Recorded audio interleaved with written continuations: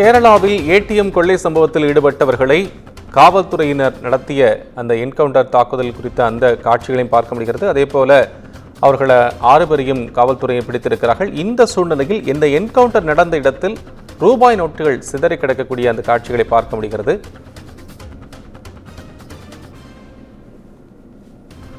கூடுதல் விவரங்களை தருவதற்காக நாமக்கல் செய்தியாளர் பிரதாப் இணைப்பில் இருக்கிறார். பிரதாப், அங்கு இருக்கக்கூடிய சூழல் மற்றும் விவரம் என்ன?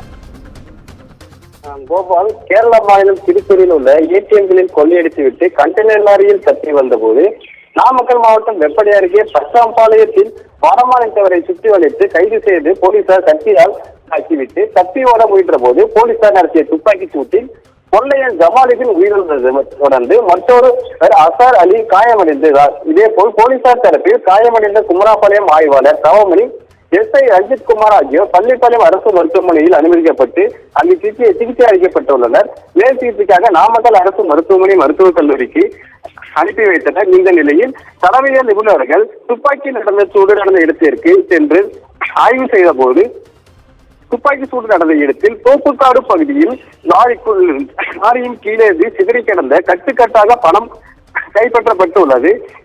இது மட்டும் தானா, இன்னமும் வேறு எங்கும் பணங்கள் சிதறி கிடக்குதா என ஆய்வில் உள்ளனர். கோபால்,